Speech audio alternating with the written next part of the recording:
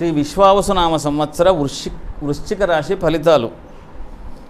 దీంట్లో విశాఖ 4వ పాదము, అనురాధ 4 పాదాలు, అంటే 1, 2, 3, 4 పాదాలు, జ్యేష్ఠ 4 పాదాలు.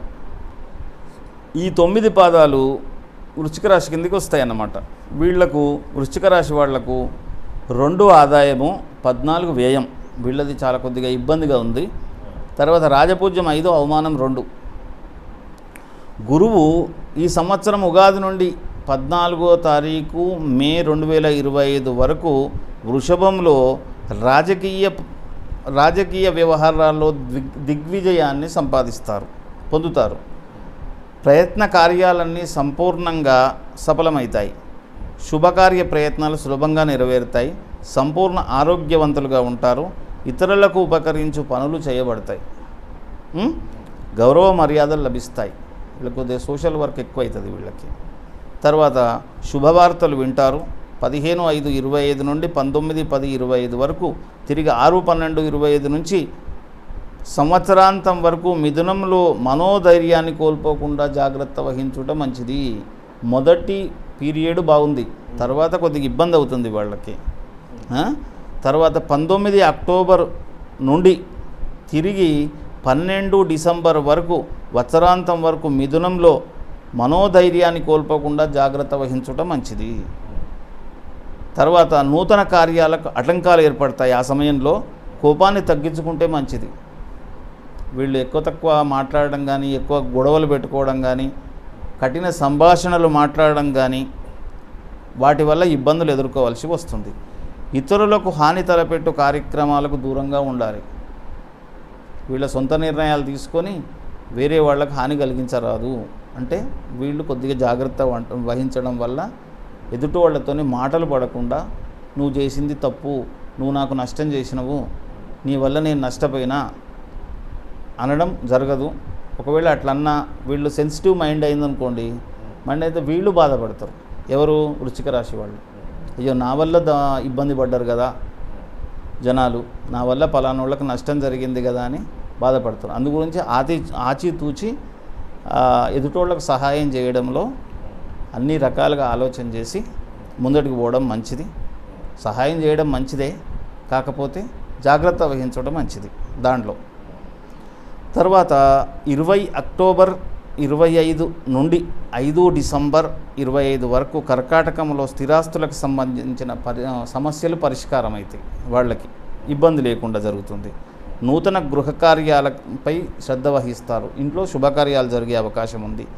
ఆకస్మిక ధనలాభంతో ఆనందిస్తారు.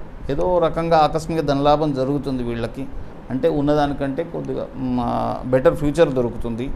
బంధుమిత్రులతో కలిసి విందులు వినోదాల్లో పాల్గొంటారు. దైవ దర్శనాలు చేసుకుంటారు. వీళ్లకు ఇలా ఉంది. అంటే మొదటి పీరియడ్ బాగలేదు, తర్వాత పీరియడ్ బాగుందన్నమాట. శని ఉగాది నుండి వత్సరాంతం వరకు మీనంలో ప్రయత్న కార్యాలకు ఆటంకాలు ఏర్పడతాయి. అంటే వీళ్ళకి శని బాగలేదు. బంధుమిత్రాదులతో విరోధాలు ఏర్పడే అవకాశాలు ఉన్నాయి. స్త్రీ మూలకంగా శత్రుబాధలు సంభవిస్తాయి. స్త్రీ మూలకంగా ఇక్కడ జరగవలసిన విషయం ఏంటిది అని అంటే, స్త్రీ మూలకంగా శత్రుబాధలు అంటే ఇది ఎవరైనా కావచ్చు. అది వాళ్ళ ఇప్పుడు సడన్గా వచ్చి స్త్రీ మూలకంగా శత్రుబాధలు జరుగుతాయి అని చెప్పరాదు. అది వెనకటి నుంచి ఎప్పటి నుంచో ఉంటుంది. అది ఇప్పుడు బయటపడుతుంది సమస్య. జాగ్రత్త వహించడం మంచిది. స్త్రీ మూలకంగా అంటే ఇప్పుడు ఇది ఒక క్రానిక్ డిసీజ్ లాంటిది, ఒకటేసారి బయటపడదు. ఎప్పటి నుంచో ఏదో ఒకటి ఉంటుంది సమస్య. ఆ సమస్య స్త్రీ మూలకంగా మొదలైంది. ఆ స్త్రీ మూలకంగా మొదలైంది ఇప్పుడు బహిర్గతం కావచ్చు. లేదు అని అంటే ఇంకే రకంగానన్నా కొత్త సమస్య పుట్టవచ్చు. అందుగురించి స్త్రీ విషయంలో జాగ్రత్త పడడం మంచిది అని చెప్పడం అన్నమాట. ఇదంతా స్త్రీ మూలకంగా అంటే స్త్రీ విషయంలో జాగ్రత్త పడడం మంచిది. అది ఆడవాళ్ళైనా మగవాళ్ళైనా స్త్రీ విషయంలో సమస్యలు ఏర్పడతాయి. ఆ స్త్రీ విషయంలో మగవాళ్ళకు ఒక రకమైన సమస్యలు, ఆడవాళ్లకు ఒక రకమైన సమస్యలు. అది వాళ్ళ ఆలోచనలను బట్టి వాళ్ళకు అర్థమవుతుంది ఏం జరుగుతుంది అనేది. వాళ్ళ స్త్రీ మూలకంగా కొద్దిగా జాగ్రత్తగా వండుకుంటూ జాగ్రత్త వహించడం మంచిది. ఏదో ఒక విషయంలో మనస్తాపం జరుగుతుంది ఈ విషయంలోనే. ఏది స్త్రీ విషయంలో మనస్తాపం జరుగుతుంది. వాళ్ళతోని లావాదేవీలు పెట్టుకోవడము, లేకపోతే ఏదో ఒకటి. ఆడవాళ్ళు అంటే కిట్టి పార్టీలను ఉంటాయి, అవునా కదా? మగవాళ్ళు అంటే అక్కచెల్లెండ్లు, అన్నదమ్ముల భార్యలు, లేకపోతే భార్య, ఇట్లాంటి వాళ్ళు, లేకుంటే పరస్త్రీలు, ఏదో రకమైన సమస్య. ఎవరో ఒకరు వీళ్ళని నిందించే అవకాశాలు ఉన్నాయి. అందు గురించి వీళ్ళ మనసు బాధపడుతుంది. ఇట్లా వాళ్ళతో కొద్దిగా జాగ్రత్తగా ఉండి జాగ్రత్తగా మాట్లాడుకోవడం, జాగ్రత్తగా చేసుకోవడం, వాళ్ళతోని ఎక్కువ తక్కువ మన దగ్గరి బంధువులు, మన రక్త సంబంధికులు అయితే ప్రేమాభిమానాలను పంచుకోవడము, వాళ్ళతోని మాట దొరలకుండా మాట్లాడడము, బయట వాళ్ళతోని దూరంగా ఉండడము, మన వాళ్ళు కాదు అనుకున్నప్పుడు వాళ్ళ జోలికి వెళ్లకుండా ఉండడము, మన వాళ్ళు అనుకున్నప్పుడు తప్పదు అందు గురించి వాళ్ళతోని ప్రేమాభిమానాలను పంచుకుంటూ జాగ్రత్తగా వ్యవహరించడము, ఇట్లాంటివి చేయాలి. అయితే వీళ్ళకు శని సరిపోతలేదు.